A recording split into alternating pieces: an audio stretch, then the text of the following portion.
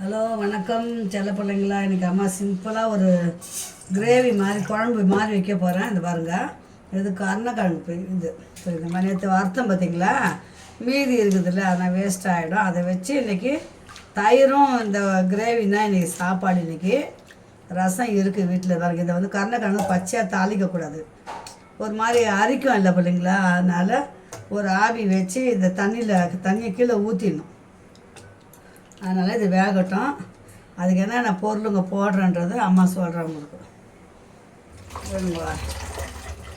ஒரு கொதி வெந்ததுன்னா போதும், ரொம்ப கூட வேக தேவையில்ல. அது பாருங்கள், அது வரைச்சலங்களா பச்சை பட்டாணி, அந்த உரிச்ச பச்சை பட்டாணி, இந்த ஊற வச்ச பச்சை பட்டாணி இது இந்த மாதிரி இருக்குல்ல, இது 1/4 கிலோ வாங்கினது மிச்சம். இது இந்த பட்டாணி, வெங்காயம், தக்காளி. இது பாருங்கள், 2 வெங்காயம் அரிஞ்சு வச்சுருந்தேன், பெரிய வெங்காயம், தக்காளி 2 பெரிய தக்காளி. இது வந்து சப்பாத்திக்கும் ஆகும், சாப்பாட்டுக்கும் ஆகும். சிம்பிளாக செய்தால் நல்லா இருக்கும் நல்ல பிள்ளைங்களா. இப்போ மிக்சி ஜாரில் வந்து ஒரு கட்டி பூண்டு, கருவேப்பிலை,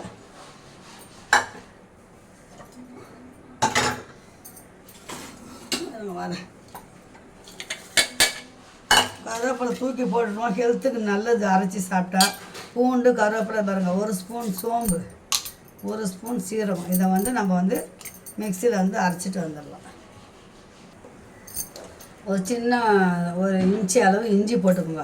உங்களுக்கு வந்து குழம்பு மாதிரி வேணும்னா 2 தேங்காய் பாதி இது கூடவே அரைச்சி நம்ம இது கூட சேர்ந்துட்டோம்னா அது குழம்பா இருக்கும். அதுவும் நம்ம சப்பாத்திக்கும் தொட்டுக்கலாம்.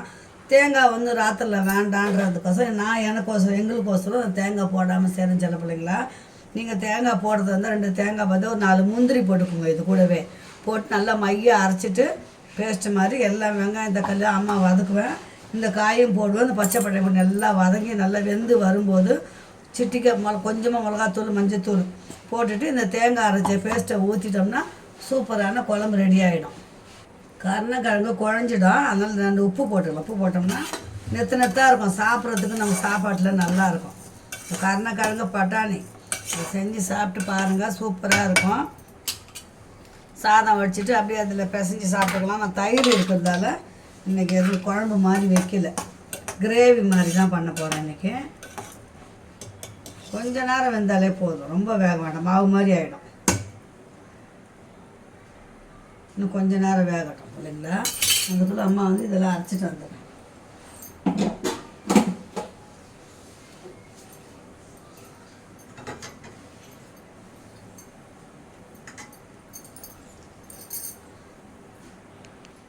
இப்போ இந்த கருணக்கிழங்கு அரைப்பாதான் வெந்துடுச்சு. இதை பாருங்கள், அவ்வளோதான். இறக்கி இதை நம்ம வடிகட்டிக்கலாம்.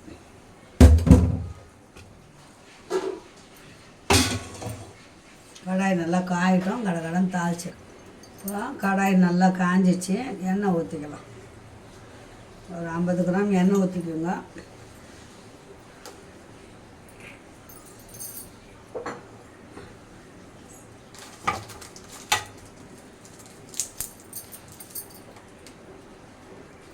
ரெண்டு இலை போட்டுக்கலாம், பிரிஞ்சி இலையில் 2 இலை.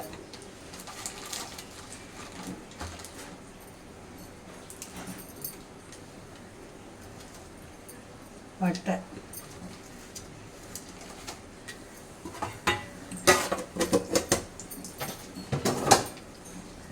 கண்டிப்பாக தேங்காய் ஊற்றி செய்யுங்க, இன்னும் டேஸ்ட்டாக தான் இருக்கும். தேங்காயும் 2-4 முந்திரியும் வைங்க, அதில் வச்சு அரைச்சி ஊற்றி குழம்பு வச்சு சாப்பிடுங்க. சப்பாத்திக்கும் நல்லாயிருக்கும், சாப்பாட்டுக்கும் நல்லாயிருக்கும். நான் வந்து நைட்டுக்கு தயிர் இன்றைக்கி சாப்பிட்லான்னு இருக்கிறதால நான் தேங்காய் சேர்க்கலை. இப்போ இந்த வெங்காயத்தை போட்டுக்கலாம்.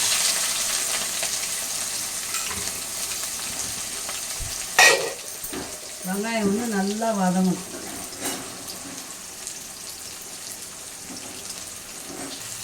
நல்லா வதங்குதா, 2 பச்சை மிளகாய் போடுங்க. பாருங்க, பச்சை மிளகாய் காரம் ரொம்ப வேண்டாம்.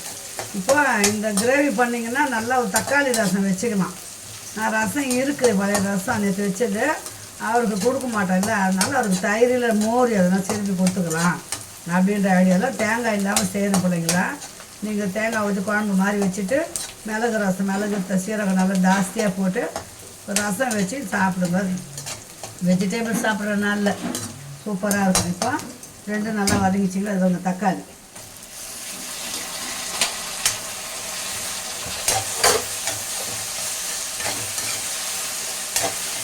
மீதி குழம்பு இருந்தாலும் கேடாது பிள்ளைங்களா. நாளைக்கு இட்லிக்கோ தோசையோ கூட வச்சுக்கலாம் கிரேவி இருந்தால். அதனால தான் நான் தேங்காய் ஊற்றலை இன்றைக்கி. தேங்காய் இல்லாமல் செய்கிறேன் நான். வெங்காயம் தக்காளி வதங்கிறதுக்கு உப்பு கம்மியாகவே போடுங்க எப்போவுமே. பத்தலைன்னா நம்ம அப்புறம் கூட போட்டுக்கலாம். இந்த சோம்பு சீரகம் பூண்டு இஞ்சி பண்ண பார்த்திங்களா, அதை போட்டுக்கலாம். அதில்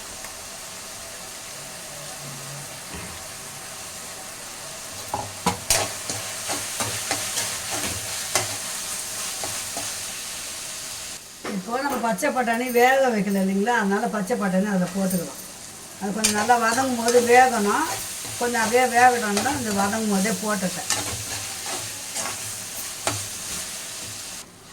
இப்போ மஞ்சள் தூள் 1/2 ஸ்பூனு, மிளகாத்தூள் 1 ஸ்பூன் போடுங்க. இது தனி மிளகாத்தூள் கிடையாது, குழம்பு மிளகாத்தூள் தான். ஏன்னா நம்ம பச்சை மிளகா போட்டுக்கிறோம் இல்லைங்களா, காரம் ரொம்ப இருக்கக்கூடாது.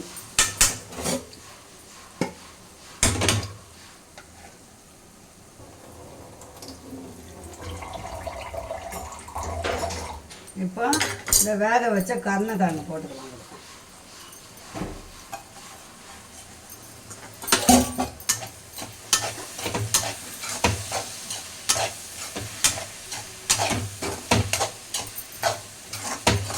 புதுசாக செய்கிறேன், இது எவ்வளோ டேஸ்ட் எப்படி இருக்குதுன்னு பார்க்கலாம். ஒரு கெஸ்ஸிங் தான், சூப்பராக இருக்கணும். அவ்வளோதான், நல்லா வேகட்டும், கொஞ்சம் வதங்கட்டும். இதுக்கு நல்லா வாசனையாக இருக்கணும். கறிக்குழம்பு மட்டன் மசாலா 1/2 ஸ்பூன்,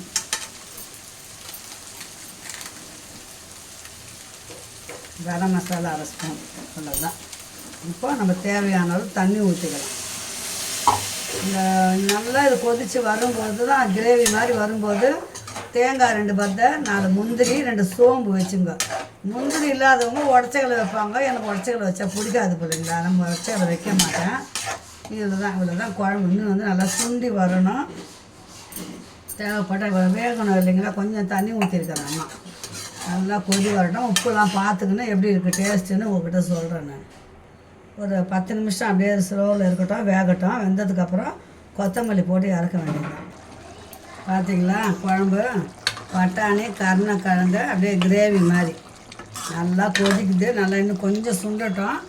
நம்ம கொத்தமல்லி கொஞ்சம் நிறைய போட்டு அப்படியே இறக்க வேண்டியது தான். தேங்காய் ஊற்றுனீங்கன்னா நம்ம கறி குழம்பு மாதிரி இருக்கும் பார்க்குறதுக்கு. இதுவும் கறி குழம்பு மாதிரி தான் இருக்கும். அது ஒரு காரம் தேங்காய் வேணான்றதெல்லாம் நான் யூஸ் பண்ணல. நீங்கள் தேங்காய் 2 பத்தே போட்டுக்கோங்க, சூப்பராக இருக்கும். இன்னும் டேஸ்ட்டு கூட இருக்கும். ஓகே சொல்லுங்களா. இது பட்டாணி நம்ம ஃப்ரெஷ்ஷான பட்டாணி போடுறது கலர் அப்படியே இருக்குது பிள்ளைங்களா. ஆனால் நல்லா வெந்துச்சு. அம்மா சாப்பிட்டு பார்த்துட்டேன், செம்ம டேஸ்ட்டாக இருக்குது.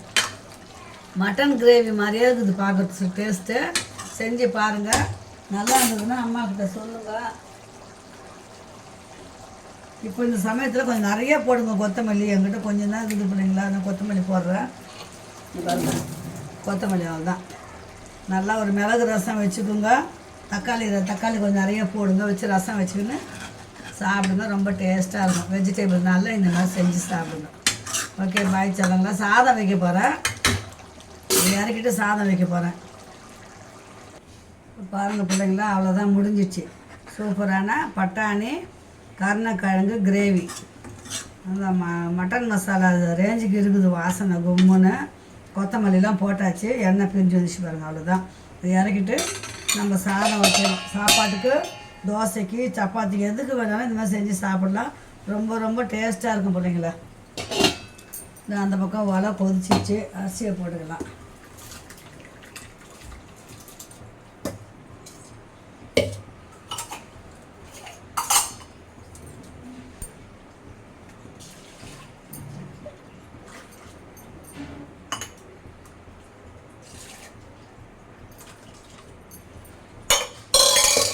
அவ்வளோதான், குழம்பு இறக்கிடலாம்.